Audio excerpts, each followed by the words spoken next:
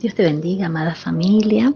Quiero impartirte en este día una palabra que sé que va a ser de bendición para tu vida como lo fue para la mía. En el Evangelio de Lucas, capítulo 16, que lleva como título Parábola del mayordomo infiel. Lo voy a estar leyendo en el nombre del Padre, del Hijo y del Espíritu Santo. Dijo también a sus discípulos: había un hombre rico que tenía un mayordomo, y este fue acusado ante él como disipador de sus bienes. Entonces le llamó y le dijo: ¿qué es esto que oigo acerca de ti? Da cuenta de tu mayordomía, porque ya no podrás ser más mayordomo. Entonces el mayordomo dijo para sí: ¿qué haré? Porque mi amo me quita la mayordomía. Cavar no puedo, mendigar me da vergüenza. Ya sé lo que haré para que cuando se me quite de la mayordomía me reciban en sus casas. Llamando a cada uno de los deudores de su amo, dijo al primero: ¿cuánto debes a mi amo? Él le dijo: 100 barriles de aceite. Y le dijo: toma tu cuenta, siéntate pronto y escribe 50. Después dijo a otro: ¿y tú cuánto debes? Y él dijo: 100 medidas de trigo.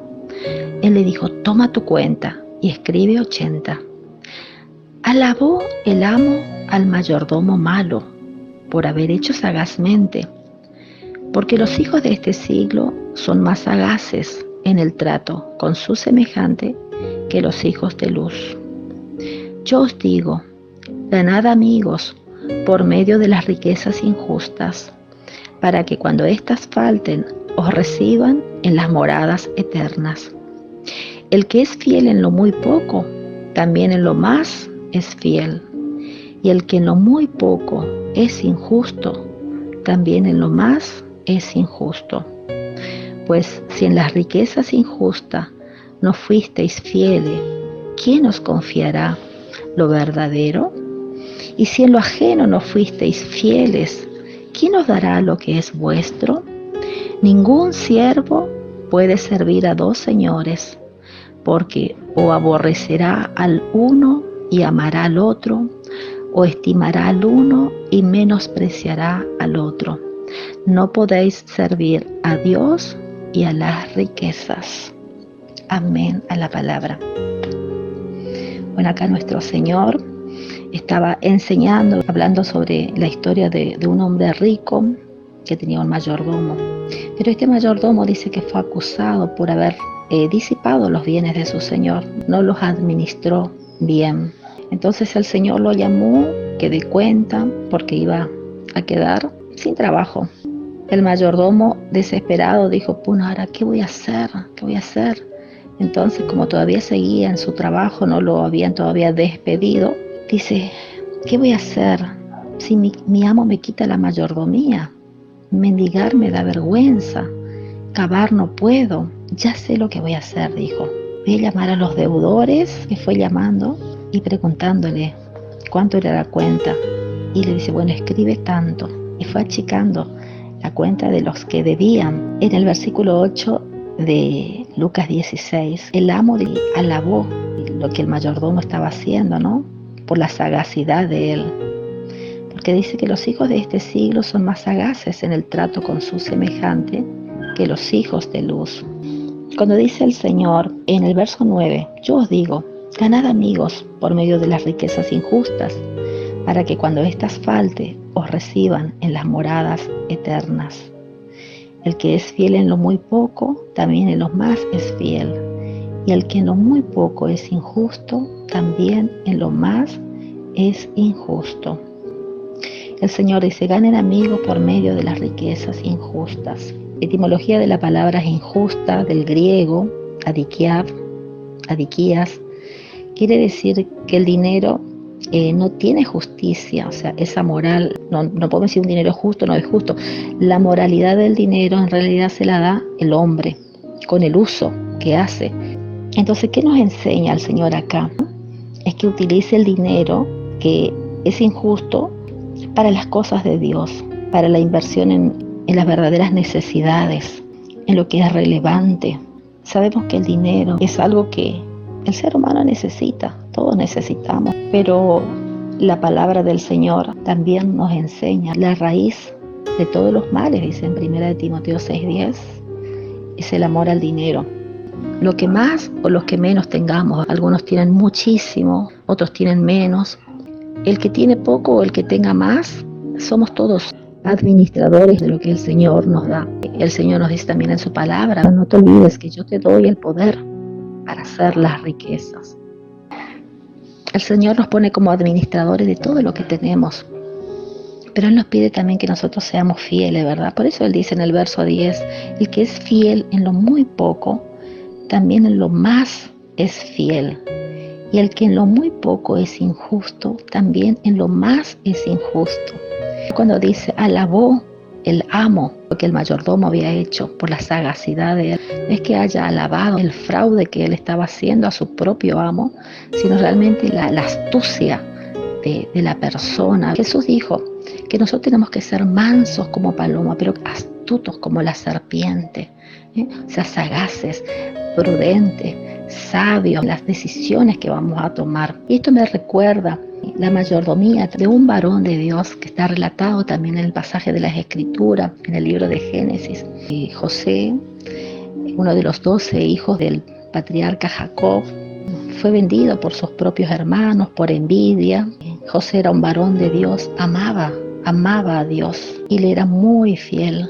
Y en esa fidelidad el Señor siempre lo estuvo protegiendo. Más allá de que entró vendido como un esclavo a la tierra de Egipto, sin embargo, él hallaba gracia delante de los hombres porque Dios le daba la gracia, porque había hallado primeramente gracia delante de la presencia de Dios. Él había sido vendido como esclavo y un jefe, capitán de la guardia de Faraón, llamado Potifar, lo había comprado y lo puso como administrador de toda su casa, como el mayordomo de toda su casa.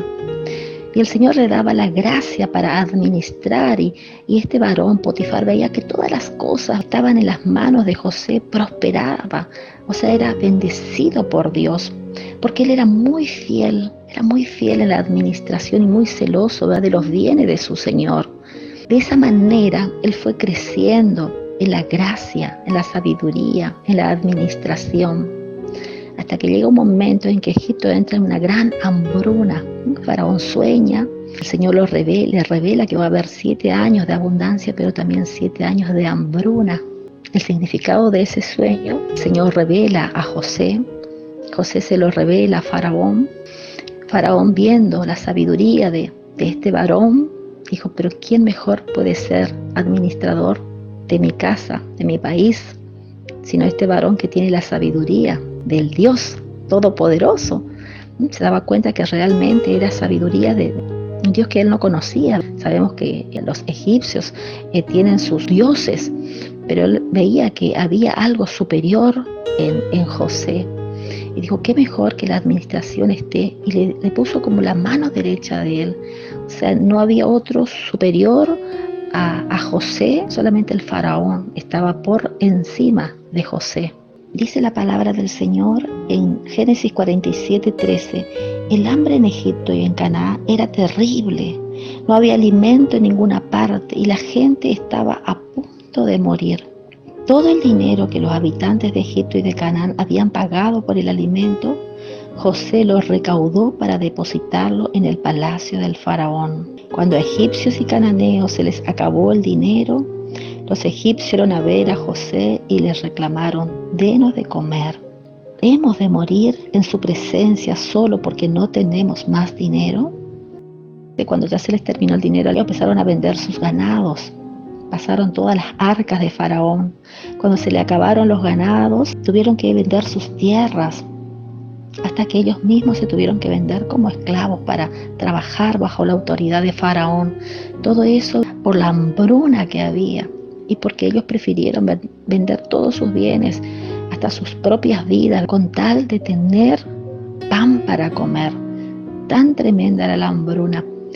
Y ahí estaba José, el elegido de Dios, administrando. Ahora, ¿por qué les cuento esto?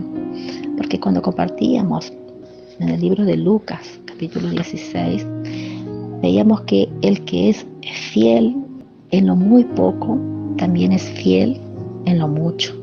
Y el que es injusto en lo poco, también es injusto en lo más.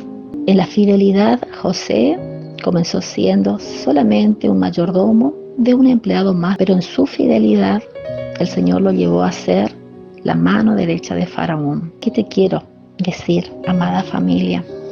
Que las riquezas en este mundo sirven, sí, para nuestro sustento, pero nuestro Señor nos dice que busquemos primeramente el reino de Dios y su justicia, y que lo demás va a venir por añadidura. ¿Por qué? Porque es el mismo Dios al que nosotros servimos y del cual somos mayordomo de todo lo que Él nos da para que disfrutemos en este mundo. El Señor es el que nos provee. El Señor es el que se encarga. Yo no sé cuál sea tu situación. Quizás tengas muchos bienes, quizás perdiste o estás perdiendo, quizás por esta situación que estamos viviendo, que vive el país, que vive el mundo. Vimos una historia en Génesis, donde también hubo un tiempo de una gran hambruna en toda la tierra. Sin embargo, el Señor se encargó de proveer a los suyos. Toda la familia de José, su padre, sus hermanos, llegaron a Egipto buscando pan, y Faraón les dio lo mejor de su tierra. En un lugar llamado Gosén, era la tierra más productiva, y ahí se instaló toda la familia de José. ¿Por qué? Porque José, en su fidelidad, en lo muy poco y en lo ajeno, fue fiel, y el Señor le puso sobre grandes cosas, y él pudo ser también sustento, no solamente para su casa, sino para su familia y para todos sus hermanos de la tierra de Canaán. Quiero animarte y decirte que seas fiel ahora en lo poco, que seas fiel, como dice la palabra del Señor, si estás administrando lo ajeno, lo que no es tuyo. Somos pasajeros en este mundo. Desnudo venimos a este mundo y desnudo nos vamos, porque no llevamos nada. La palabra de Dios dice en Lucas 16:12, si en lo ajeno no fuisteis fieles, ¿quién os dará lo que es vuestro? El verso 11 dice, si en las riquezas injustas no fuisteis fieles, ¿quién os confiará lo verdadero? Lo que realmente tiene validez, lo que tiene peso, que es lo que el Señor te va a dar algún día. Nuestra herencia celestial. El Señor dijo que no tengamos temor.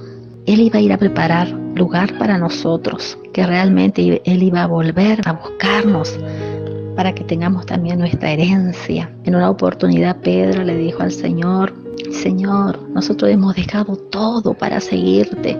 ¿Qué pues tendremos? Y el Señor le dijo que nadie que haya dejado madre, padre, esposa, hijos, quizás para dedicarse a la obra del Señor, en el sentido no de dejarlos literalmente, sino que ponga en primer lugar a Dios sin descuidar su familia. Dios pesa los corazones, sabe dónde está puesto nuestro corazón, sin que reciba 100 veces más acá en la tierra, y también la vida eterna.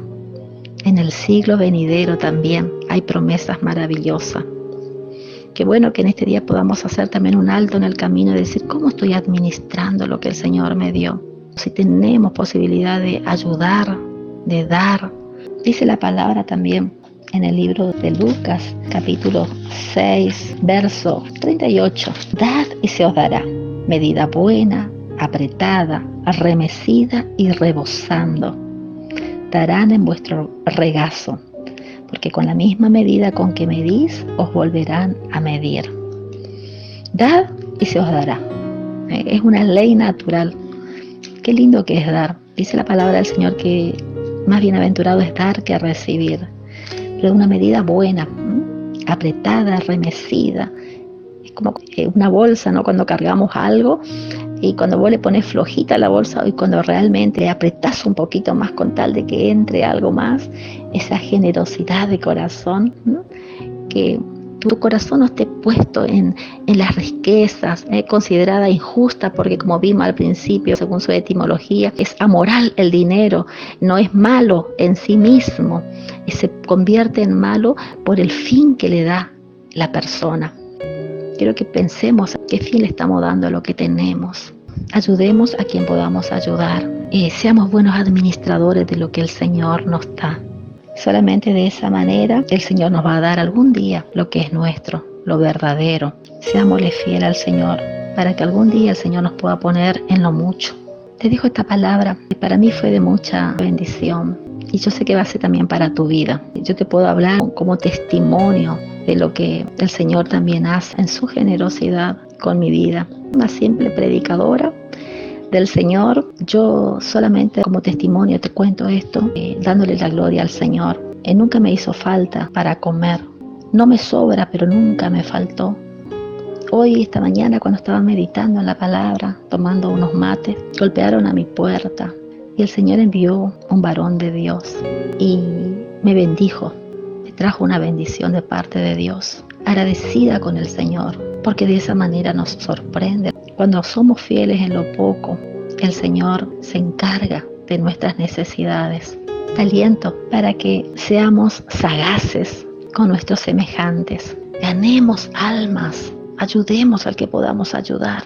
Hagamos tesoros en los cielos, donde no hay ladrón que mine ni hurte, ni tampoco polilla que corrompa, porque donde está nuestro tesoro, allí también va a estar nuestro corazón. Con esta palabra yo te aliento en este día para que tu corazón, el Señor trabaje en él. Y si tu corazón es esclavo de las riquezas, es tiempo.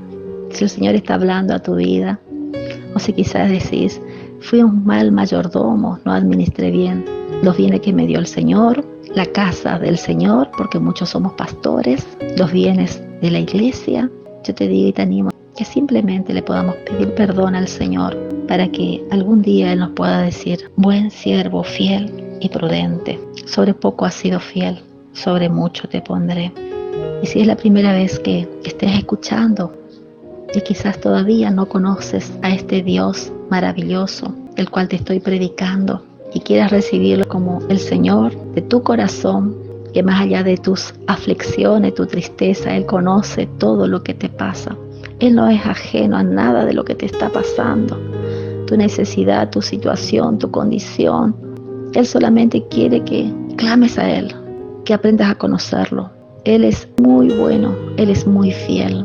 Yo quiero que si todavía no lo reconociste como el Señor de tu vida, puedes hacer una oración conmigo y decirle, Señor, reconozco que soy un pecador. No te conozco, pero te quiero conocer. Te abro mi corazón en este día, te presento mi vida, te recibo como mi Señor y mi Salvador. Te pido que anotes mi nombre en el libro de la vida para que nunca más sea borrado. Y lléname de tu Espíritu Santo. Si hiciste esta oración, te digo que ya sos un hijo de Dios. Te animo a que comiences a leer la palabra, que te instruyas. Dios es un Dios de oportunidades. Todos los días está con los brazos abiertos para que nosotros volvamos a sus brazos. Si sos un hijo que quizás estás apartado, hoy es el día. Y si quizás sos una persona que ya conoces al Señor, al dador de la vida, pero quizás te comportaste como un disipador de los bienes que Él te dio, fuiste un mal mayordomo, también es la oportunidad de pedir perdón al Señor. Solamente que dobles tu rodilla en el lugar donde estés y hagas tu oración al Señor en lo secreto, y el Señor que ve en lo secreto te va a recompensar en lo público. Doy gracias al Señor por la vida de ustedes. Doy gracias al Señor porque es demasiado bueno, es demasiado fiel. Yo lo puedo comprobar. Todos los días estoy comprobando su amor y su fidelidad. Y siempre suple nuestras necesidades conforme a sus riquezas. Doy gracias al Señor por su palabra, porque nos alienta, nos enseña. Y pido a Dios que bendiga tu vida, que bendiga tu familia, que bendiga tus finanzas, que tus depósitos estén llenos, tus alacenas, que nunca te falte el pan en la mesa. Y oro a Dios para que seas un buen mayordomo de las finanzas, de los bienes que Él te dio, y que inviertas para el reino de los cielos, para que más almas puedan venir a los pies del Señor, para la obra del ministerio. Háganse tesoros en los cielos, porque la recompensa viene de Dios. Y no solamente la recompensa en los cielos, sino te recompensará también acá, porque Él nunca desampara. A las aves de los cielos les da de comer, cuanto más a nosotros que somos sus hijos. Te dejo esta palabra y pido a Dios que te bendiga y te guarde, a vos y a tu familia, con abundancias en todas las áreas de tu vida, en tu economía, en tu salud, en el bienestar de tu familia. Dios te bendiga, Dios te guarde. Y quien te habla, la pastora Ofelia, del Ministerio Profeta para las Naciones. Dios te bendiga mucho.